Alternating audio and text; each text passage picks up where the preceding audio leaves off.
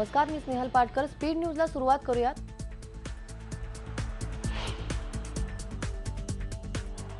रांचीमधल्या JSCA मैदानावर श्रीलंकेविरुद्धच्या 5व्या आणि शेवटच्या वनडेमध्ये श्रीलंकेवर 3 विकेट्सनं मात करत भारतानं ही वनडे सिरीजच 5-0 खिशात घातली आहे. या विजयाचा शिल्पकार ठरला कॅप्टन विराट कोहली. महेंद्रसिंग धोनीच्या अनुपस्थितीत विराटनं या सिरीजमध्ये कॅप्टनशिपची धुरा सांभाळणाऱ्या विराटनं या मॅचमध्ये नाबाद शतक झळकावलं. शेवटच्या मॅचमध्ये श्रीलंकेनं भारतासमोर 286 रन्सचं लक्ष्य ठेवलं. भारतानं 7 विकेट्स गमावत 49व्या ओव्हरमध्येच मॅच जिंकली. विराटनं नाबाद 139 रन्स केले. या सिरीज बरोबरच वनडे रँकिंगमध्ये भारताचं पहिलं स्थान अव्वल आहे. ऑस्ट्रेलिया दौऱ्यात आता पंतप्रधान मोदी सिडनीला रवाना झाले. त्याआधी क्वीन्सलँडच्या प्रीमियरने आयोजित केलेल्या बिझनेस ब्रेकफास्टला ते हजर राहिले. सिडनीमध्ये पंतप्रधानांसाठी भव्य स्वागत सोहळ्याचं आयोजन करण्यात आलंय. ऑल्फॉन्स अरिनामध्ये होणाऱ्या या कार्यक्रमाला 16,000पेक्षा जास्त लोक हजर राहण्याचा अंदाज आहे. त्याआधी भारतीय उच्चायुक्तालयाने आयोजित केलेल्या एका कार्यक्रमाला मोदी हजर होते. विशेष निमंत्रित 150 भारतीयांसोबत या कार्यक्रमात पंतप्रधानांनी चर्चा केली.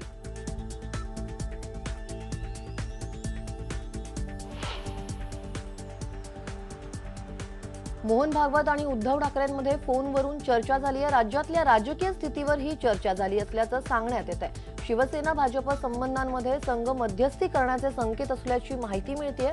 त्यामुळे शिवसेनेला सरकारमध्ये सहभागी होण्याची पुन्हा आशा निर्माण झाली. राजकीय चर्चांनाही ऊत आलाय. किमान हालचाल सुरू झाली आहे. उद्या काहीतरी आशादायी घडेल असं शिवसेना खासदार चंद्रकांत खैरे यांना वाटतंय. तर युतीबाबत काही सकारात्मक घडत असेल तर स्वागतच करू अशी प्रतिक्रिया रामदास कदम यांनी दिली.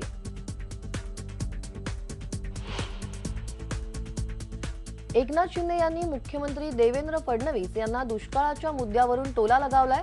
सध्याच्या मुख्यमंत्र्यांनी विरोधी पक्षात असताना प्रचारादरम्यान तात्काळ दुष्काळ जाहीर करण्याची मागणी केली होती. पण आता सत्ता मिळाल्यानंतर या संदर्भातला निर्णय अजूनही घेतला जात नाहीये. त्यामुळे या संदर्भातला निर्णय लवकरात लवकर घेतला नाही तर रस्त्यावर उतरू असा इशारा शिंदे यांनी दिलाय. शिंदे 2 दिवसांच्या मराठवाडा दौऱ्यावर होते. त्यांनी या दौऱ्यामध्ये परभणी, हिंगोली, उस्मानाबाद इथल्या दुष्काळी परिस्थितीची पाहणी केली. या ठिकाणी पिण्याचा पाण्याचा प्रश्न निर्माण झालाय. जनावरांच्या चाऱ्यांचा प्रश्न निर्माण झालाय.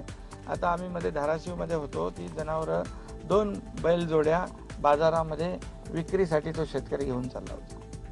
ही भयानक परिस्थिती या ठिकाणी समोर आली आणि म्हणून तात्काळ या ठिकाणी महाराष्ट्र सरकारने दुष्काळ जाहीर केला पाहिजे विनाविलंब. त्याचबरोबर भरघोस असं पॅकेज, विशेष पॅकेज या ठिकाणी दिलं पाहिजे.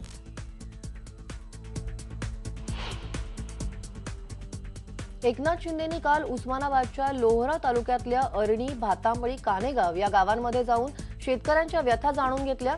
या संकटावर मात करण्यात शेतकऱ्यांना जास्तीत जास्त मदत करण्यासाठी आम्ही सरकारबरोबर त्वरित काम करू असं आश्वासन शिंदेंनी दिलं.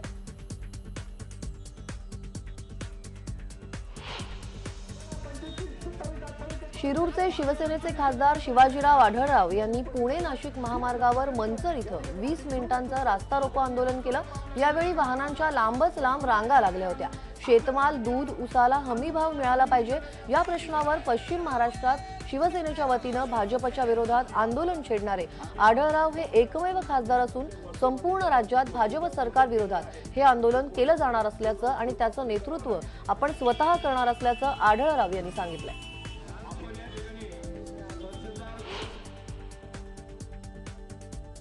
औरंगाबादेत MIMची विजयी सभा झाली. सभेला औरंगाबाद आणि भायखळ्याचे MIMचे आमदार उपस्थित होते. सभेला तरुणांनी मोठी गर्दी केली होती. सभेत बोलताना बॅरिस्टर असदुद्दीन ओवेसी यांनी राज्य सरकारच्या बहुमतावर खिल्ली उडवली आणि त्यांनी शरद पवारांच्या स्वच्छता अभियानाची सुद्धा खिल्ली उडवली.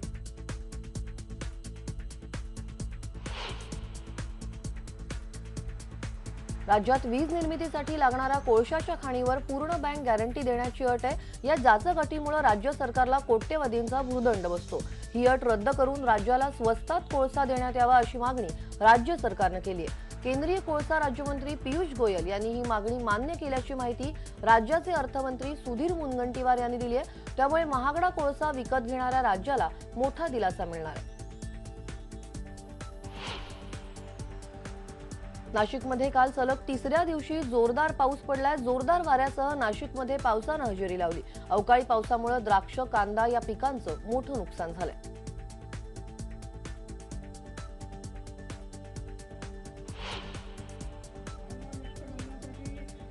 हेल्मेट सक्तीला पुणेकरांचा वाढता विरोध आहे. हेल्मेट सक्ती रद्द करण्यासाठी आमदार मेधा कुलकर्णी यांनी थेट मुख्यमंत्र्यांना साकडं घातलंय. त्यांनी देवेंद्र फडणवीसांना फोन करून हेल्मेट सक्ती रद्द करायची विनंती केली आहे. मुख्यमंत्र्यांनीही या संदर्भात पोलीस महासंचालकांशी चर्चा करून हेल्मेट सक्ती रद्द करण्याचे आदेश देणार असल्याचं आश्वासन दिलंय, असा दावा मेधा कुलकर्णी यांनी केला.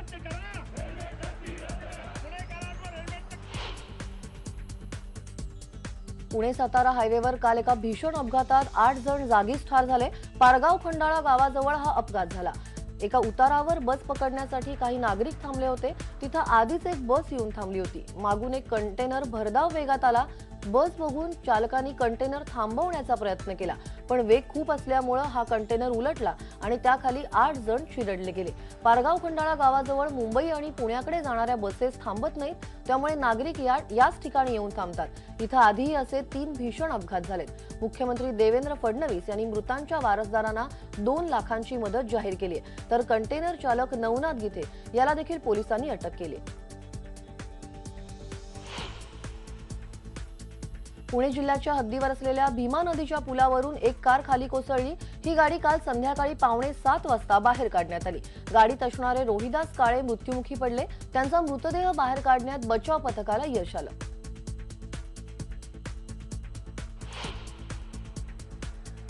वर्ध्यातल्या नरबळी प्रकरणी 5 जणांना अटक करण्यात आली आहे. यामध्ये एका शिक्षकाचाही समावेश आहे. सुरेश धानवरे असं या शिक्षकाचं नाव असून त्यांच्यासह अंकुश गिरी, उत्तम पोहाने, दिलीप भोगे, दिलीप खानकर या आरोपींना अटक करण्यात आली आहे. रुपेश मुळेचा नरबळी दिल्याची घटना काल उघड झाली होती. 3 दिवसांपूर्वी रुपेश या अवघ्या 9 वर्षाच्या मुलाचा मृतदेह सापडला होता.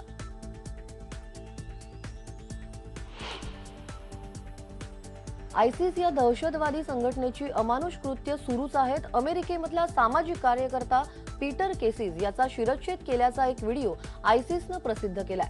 आयसिसच्या ताब्यात असलेल्या सिरियाच्या सैनिकांचाही शिरच्छेद आयसिसने केला. ही घटना बघून आपल्याला हादरा बसलाय, असं ब्रिटनचे पंतप्रधान डेव्हिड कॅमेरून यांनी म्हटलंय. त्याचबरोबर हा व्हिडिओ किती खरा आहे याची चाचपणी आम्ही करतोय, असं अमेरिकेच्या गुप्तचर यंत्रणांनी म्हटलंय.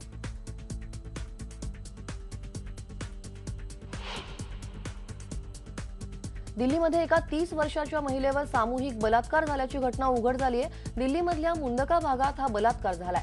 छेडछाडीला प्रतिकार केल्यानंतर या 4 जणांनी आपल्यावर बलात्कार केला, असं या पीडित महिलेचं म्हणणं आहे. ही महिला आसामची आहे आणि ही घटना 8 नोव्हेंबरला घडली. या घटनेतल्या आरोपींना अटक करण्यात आली आहे आणि त्यांची रवानगी तिहार जेलमध्ये झाली.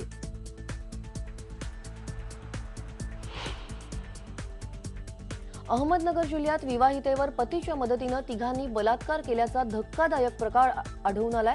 बलात्कार करणाऱ्यांमध्ये 2 दीरांचाही समावेश आहे. कर्जत तालुक्यात हिंगणगाव परिसरात बुधवारी सायंकाळी 6 वाजता हा प्रकार घडलाय. पोलिसांनी या प्रकरणी पती गणेश भोसले आणि भाऊसाहेब शेळकेला अटक केली आहे, तर सतीश आणि ज्ञानेश्वर भोसले हे दोघे दीर फरार आहेत. या प्रकरणी पीडित महिलेच्या वडिलांनी कर्जत पोलीस ठाण्यात फिर्याद दाखल केली आहे. दरम्यान पीडित महिला आणि तिचा पतीच्या घटस्फोटाची सुनावणी श्रीगोंदा न्यायालयात सुरू आहे. त्यातूनच ही घटना झाल्याचं समजतंय.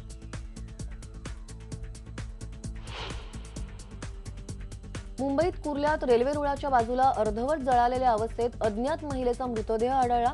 संध्याकाळच्या वेळी रेल्वे रुळाच्या बाजूला खेळणाऱ्या मुलांना हा मृतदेह सापडला. प्रत्यक्षदर्शींच्या म्हणण्यानुसार या रेल्वे परिसरात गर्दुल्ल्यांचा वावर जास्त आहे. तसंच प्रेमी युगलं सुद्धा इथे येऊन बसतात. त्यामुळे हा मृतदेह याच परिसरातील आहे की नाही हे सांगणं कठीण असल्याचं स्थानिक रहिवाशांनी सांगितलंय. आणि स्पीड न्यूज मध्ये वेळ झाली एका छोट्याशा ब्रेकची. पहा फक्त IBN लोकमत.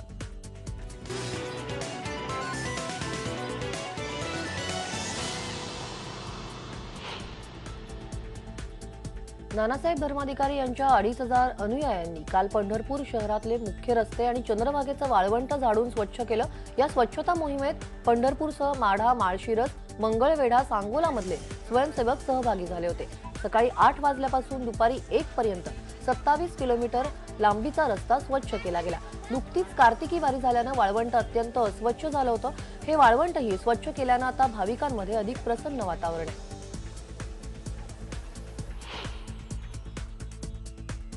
डॉक्टर नानासाहेब धर्माधिकारी प्रतिष्ठानच्या वतीनं मुरबाड आणि अंबरनाथ तालुक्यातही स्वच्छता मोहीम राबवली। या अभियानात 18,000 स्वयंसेवकांनी सहभाग घेतला। स्वच्छ भारत अभियान मोहिमेचे स्वच्छता दूत म्हणून नियुक्त केलेले डॉक्टर नानासाहेब धर्माधिकारी प्रतिष्ठानचे अध्यक्ष डॉक्टर अप्पासाहेब धर्माधिकारी यांच्या मार्गदर्शनाखाली या उपक्रमाचं आयोजन करण्यात आलं।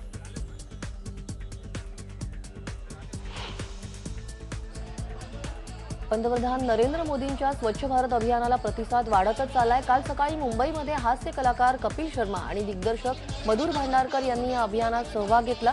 खासदार पूनम महाजन यांनी याचं आयोजन केलं होतं। कपिल शर्माला बघण्यासाठी भरपूर गर्दी जमली होती।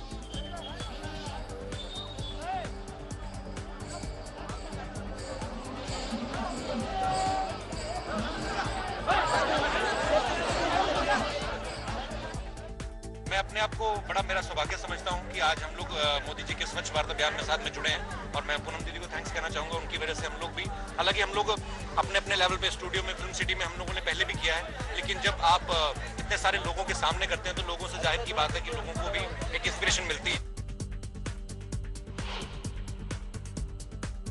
महिंद्रा अँड महिंद्रा लिमिटेडच्या पुढाकारानं इंदूर जवळच्या प्रीतमपूर इथं बाहा एसी इंडिया 2015 ही स्पर्धा आयोजित करण्यात आली। या स्पर्धेत देशातल्या ऑटोमोबाईल इंजिनिअरिंग शाखेच्या 122 संघाचे 3000 विद्यार्थी सहभागी होणार आहेत। या स्पर्धेत सहभागी होण्यासाठी प्रत्येक महाविद्यालयाच्या संघाला बाहाच्या आयोजकांकडून एक इंजिन देण्यात येतं। त्या इंजिनच्या सहाय्यानं प्रत्यक्ष विद्यार्थ्यांना वाहनाची डिझाईन्स आणि वाहन तयार करण्याची संधी दिली जाते। त्यासाठी पुण्यातील इंजिनिअरिंगच्या विद्यार्थ्यांनी एका बगी रेस कारची निर्मिती केली आहे। विद्यार्थ्यांनी तयार केलेली ही कार टेकड्यांवर चालवण्यास योग्य आहे। आता या कारच्या सहाय्यानं हे विद्यार्थी बाहा स्पर्धेत सहभागी होणार आहेत।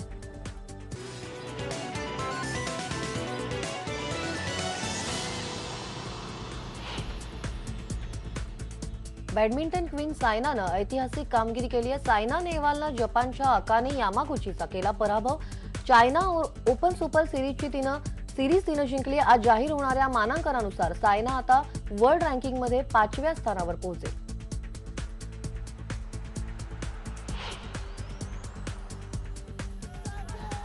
सचिनने काल आंध्र प्रदेशातल्या त्याने दत्तक घेतलेल्या गावाला भेट दिली। आदर्श ग्राम योजनेअंतर्गत त्यानं पुट्टम राजू कंद्रिका हे गाव दत्तक घेतलंय। या गावाच्या विकासासाठी त्यानं 2,07 लाख रुपये याआधीच दिलेत। आजच्या भेटीदरम्यान त्यानं प्राण्यांच्या हॉस्पिटलचं उद्घाटन केलं। मुलांच्या शिक्षणासाठी त्यानं आणखी निधी देण्याचं गावकऱ्यांना आश्वासन दिलं। या गावात 118 कुटुंब राहतात।